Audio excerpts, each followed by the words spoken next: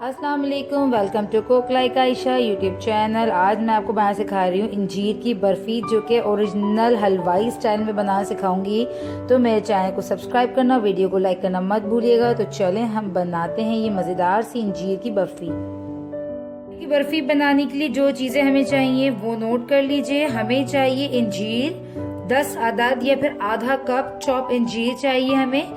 हल्का सा नीम गर्म पानी में पहले आपने इंजीर को 5 मिनट भिगोना है, ज्यादा नहीं भिगोना वरना सारा उसमें से सारे फायदे जो हैं इंजीर के वो पानी में निकल जाएंगे। बस आपने 5 मिनट इसको भिगोना है और फिर बारीक बारीक से इस तरह से चॉप पीसेस कर लेने हैं, छोटे छोटे टुकड़े करने हैं। चॉपर में चॉप नहीं करना, इस बात का ख्याल रखिएगा। 1 पाव चाहिए हमें खोया, पौना कप यानी कि 3/4 कप चाहिए हमें घी।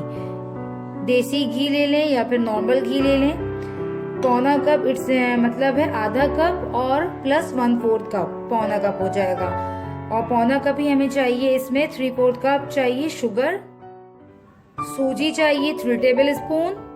यहाँ पे मैंने कुछ ड्राई फ्रूट्स नट्स लिए हैं, बादाम है, काजू है, अखरोट है, और यहाँ पे पिस्ता और आलमंड्स और कैशू नट्स को मैंने थोड़ा बारीक चॉप कर लिया है ऊपर गार्निश के लिए। तो आप अपने हिसाब से कोई सा भी नट इसमें यूज कर सकते हैं। केवड़ा एसेंस चाहिए हमें 1 टीस्पून। कढ़ाई में अब मैं सबसे पहले 2 टेबल स्पून घी डालूंगी। पूरा घी नहीं डाल रही मैं, ये देखें, सिर्फ 2 टेबल स्पून, क्योंकि बाद में भुनते हुए मैं इसमें आहिस्ता आहिस्ता करके घी डालूंगी और इसे भुनती जाऊंगी। इकट्ठे मैं सारा घी इसमें नहीं ऐड कर रही। तो घी को आपने मेल्ट किया पहले और इसमें ऐड कर दिया ये सूजी, और सूजी को हमने इतना भुनना है कि इसमें से खुशबू आ जाए भुनने की।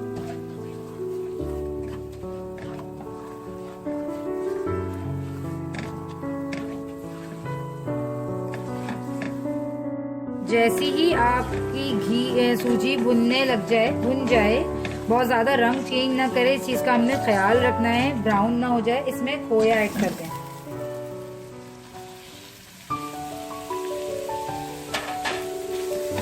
और शुगर।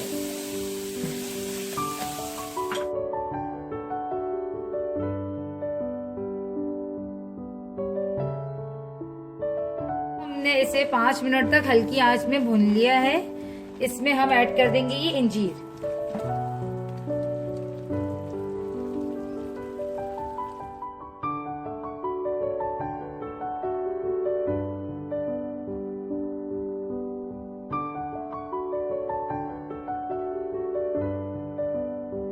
हमने इसे हल्की आंच पे मुसलसल भूनते रहना है, और जैसे जैसे ये ड्राई लगने लगे वैसे वैसे हमने इसमें 1-1 चम्मच घी ऐड करते जाना है और इसे भुनना है।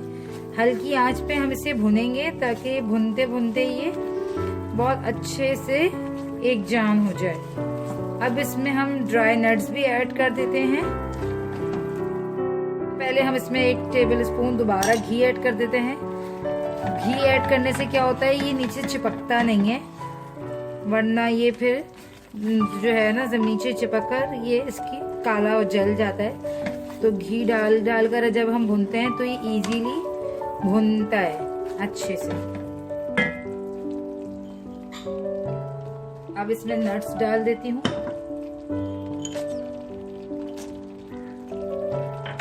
पिस्ता मेरे पास कम था तो पिस्ता मैं इसीलिए ऊपर सिर्फ डेकोरेशन में डाल दूंगी। आपके पास जो अगर पिस्ताचो भी अवेलेबल हो तो आप डाल सकते हैं, और अगर आप इसमें खुबानी इंजीर के साथ खुबानी भी ऐड करना चाहें तो खुबानी भी ऐड कर सकते हैं। 4-5 अदद आप इसमें खुबानी भी बारीक चॉप कर डाल दें।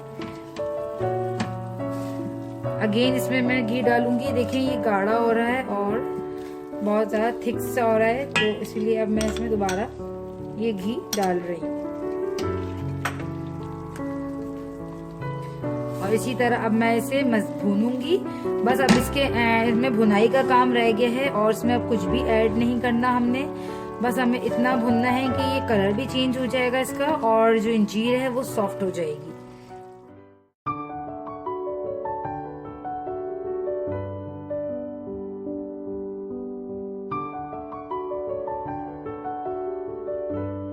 ये देखिए हलवा हमारा भुन चुका है, बहुत ही जबरदस्त इसमें से खुशबू आ रही है, सोंधी सोंधी इंजीर और सारे नट्स जब खोए के साथ हम भून रहे हैं तो बहुत ही अच्छी इसकी एक खुश स्मेल होती है।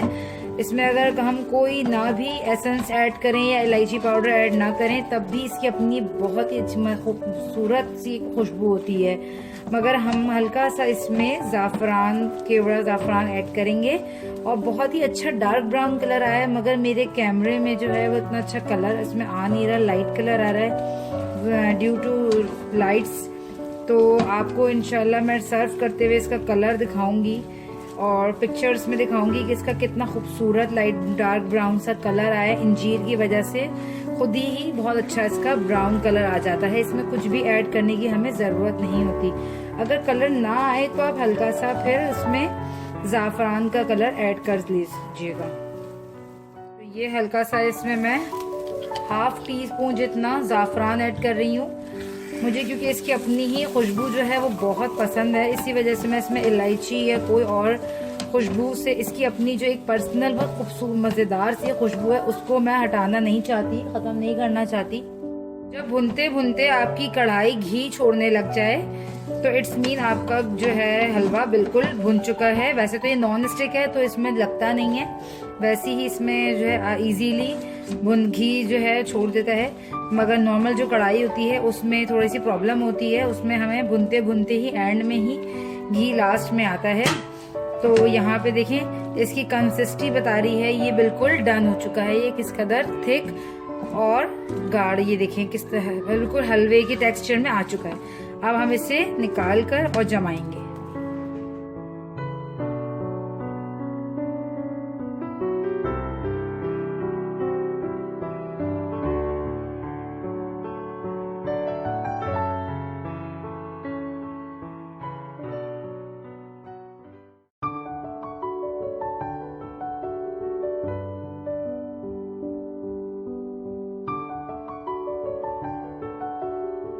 हलवे को हम 30 मिनट के लिए ठंडा करेंगे।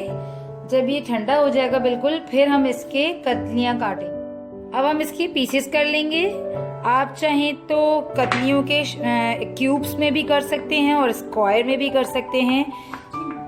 ये देखें ठंडे होने के बाद ये कितने हार्ड हो चुके हैं, ज़बरदस्त। इसकी कटिंग हमने बहुत आराम से हो जाएगी इस तरह से।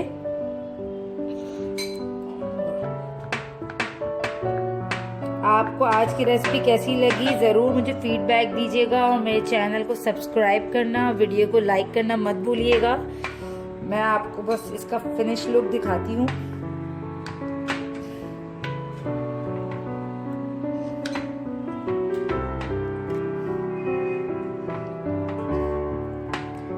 ये देखें मज़ेदार सी ये हमारी आज की अंजीर की बर्फ़ी बिल्कुल तैयार है।